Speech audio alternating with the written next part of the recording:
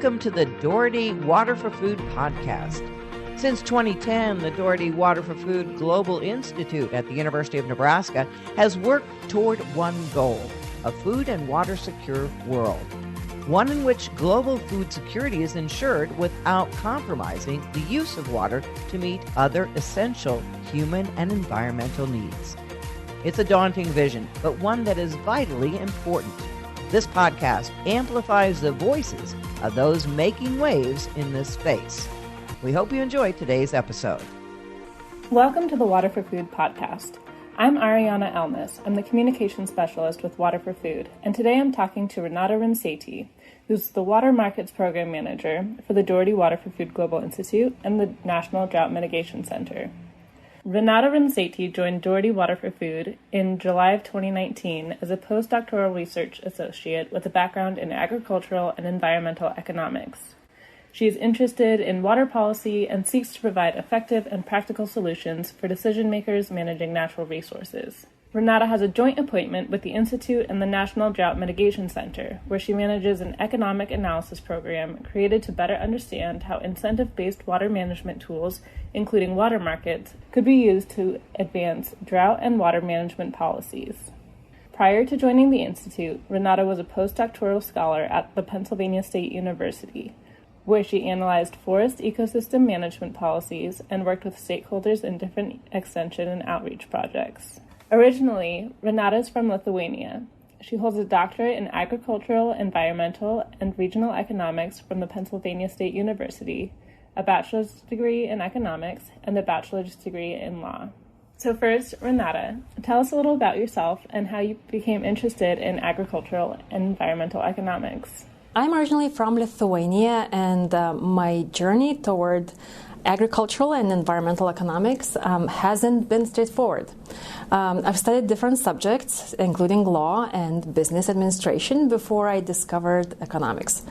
In fact, the passion for water policy analysis, which is my number one focus right now, came to me only in grad school when I was able to drive around municipalities and small towns in Pennsylvania to learn about water policy issues concerning regular people.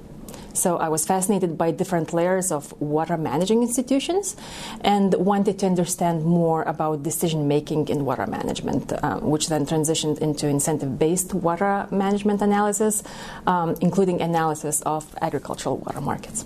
Can you describe some of the major projects you've worked on for the Institute? Yes, I've been involved in a variety of projects that focus on agricultural water management that could help mitigate the impacts of drought.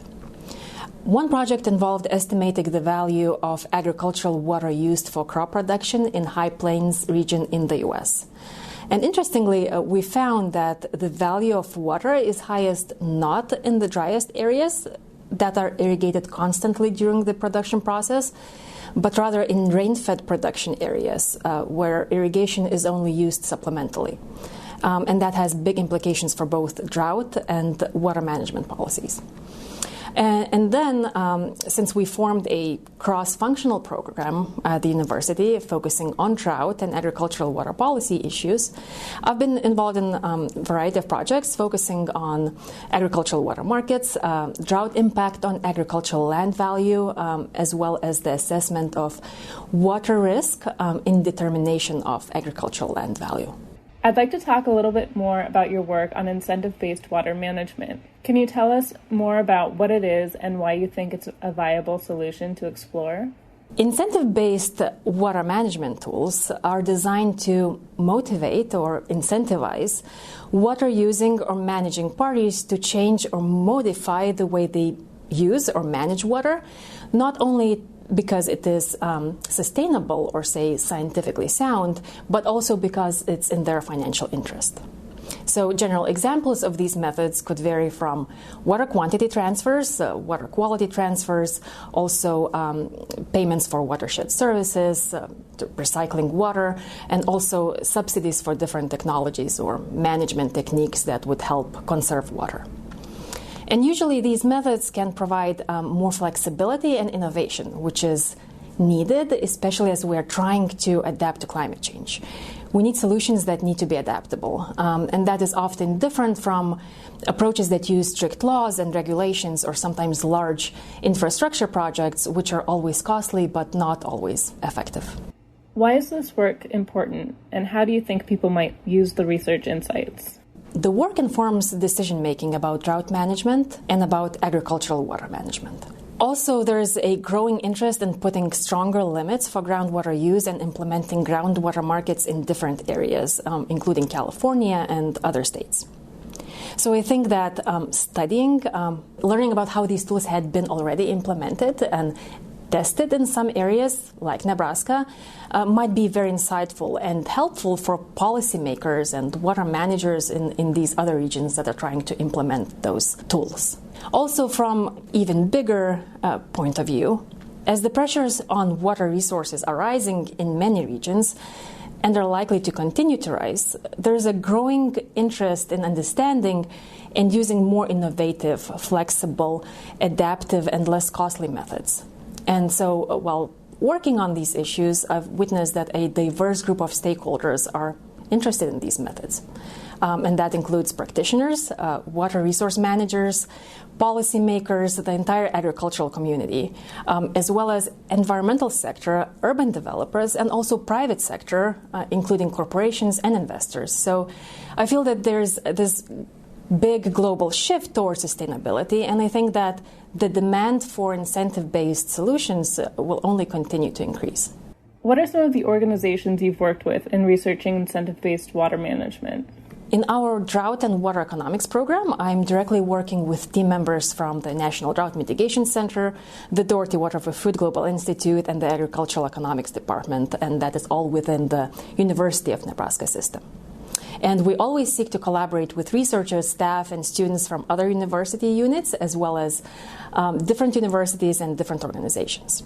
For us, it is critical to understand problems from all perspectives, especially water managers and water users. So I also do work a lot with water managers and staff from natural resources districts, which are local governments responsible for groundwater management in Nebraska. I've been also engaged with one large-scale federal endangered species program, the Platte River Recovery Implementation Program. And I've been closely following their water lease program that they use as one of their tools in achieving their water goals to support endangered species. In addition, I seek to engage with crop producers, and I seek to be able to do more of that in the future. But generally, it is very important for us in the program to engage and get feedback from all the players invested in these topics. So we keep our stakeholders updated about our activities through various multimedia products, including short newsletters, blog posts, infographics, and virtual workshops. You also do work on water markets. For those not familiar with the term, can you give us a primer on how they work and why they are important? Yes. In fact, water markets are a good example of an incentive-based water management approach. So water trading is a transfer of a right to use a defined amount of water for a specified time period in a specified location and for a specified use. And that is usually in exchange for a financial compensation. In other words, it's a mechanism that allows to reallocate water to be used in times and places when and where it's most needed. So considering agricultural sector, for example, ability to apply enough moisture during a specific growth period is very, very important. And so water markets, especially in times of water shortage, could be used to help with that. What are the benefits of water markets, and what have you uncovered in your research? Water markets, when carefully designed, can be used to provide flexibility and lower drought risk to crop growers. Most recently, I've been working and focusing on agricultural groundwater markets in Nebraska. Generally, they are not a new tool used to address water supply variability issues, but what makes them unique in Nebraska is that they've been active for a long time. They're very different across Nebraska, and they're highly regulated by local governments, which is uncommon, especially when it comes to groundwater management. So now when groundwater is becoming more regulated and groundwater markets are being developed in different regions, learning from places like Nebraska can be beneficial to water managers in those regions. In terms of my findings, As I said, groundwater transfer rules are very localized, so they vary greatly across the state. There are different types of transfers, formal and informal, and they both are regulated.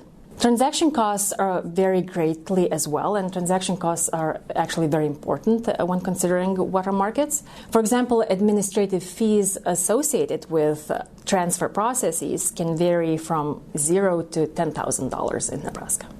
Also, there are different environmental and conservation goals that are reflected in groundwater transfer rules. And that largely depends on local hydrogeology as well as requirements listed in interstate compacts and federal endangered species programs. These groundwater transfer rules have been synthesized in separate 2-page infographics, and there is an easy way to access them via a clickable map on our website. Also, the findings are being summarized in a report which will be available soon. But generally, the key word is variability. I do think that learning from it and what's behind it can be very helpful when implementing similar markets in other places. What impact would you like to see your research having in 5 to 10 years? That is a very good question. So within our collaborative research program, we have a set of different goals. For me, what makes me happiest is when research findings are picked up as useful and helpful by local water managers and producers. I would love to continue doing that to help address practical stakeholders' concerns about water policy issues. I want to see people reach out to us with questions, ideas, and feedback so that we can engage all different stakeholders in solving these issues. We also want to advance research in agricultural water management, which is why we use interdisciplinary approaches, the latest, most rigorous scientific methods. And we work to have our research findings published in peer-reviewed journals to increase credibility, and this way we can reach different and new stakeholders as well. I'd love for us to be a place where different groups of people turn for answers, seeking to better understand policies and their implications, and also to help improve those policies. Now a high-level question for you. What is the biggest challenge in water policy? How do we effectively attack this challenge? It's hard to pick one challenge, but I'm going to say that many areas lack strong water managing institutions. For example, there's research showing that due to climate change, conditions for rain-fed production will become more hydrologically stressed. In the U.S., these would be states like Iowa or Illinois. And then to compensate for that stress, producers in these rain-fed regions are likely to begin irrigating or start irrigating more heavily, which can result in water use sustainability issues, as well as growing demands for different water uses, such as urban uses or for environmental protection, which, taken all together, are likely to cause conflicts. So institutions capable of managing water scarcity and, as a result, policies aimed at mitigating drought are lacking in these regions, suggesting increases in uncertainty and vulnerability not only among farmers, but across all water stakeholders. So to avoid those serious implications, institutional changes are needed. What role has the Doherty Water for Food Global Institute played in your research and time here at the University of Nebraska? So the first word that comes to mind is opportunities. It's been a great place to collaborate, network, extend partnerships, build relationships, and that is true for within the institute, within the university system, as well as externally. I've been given an opportunity to learn about different, very interesting water policy issues, and then to apply my skills and strengths in finding creative solutions, as well as in delivering the message about these solutions.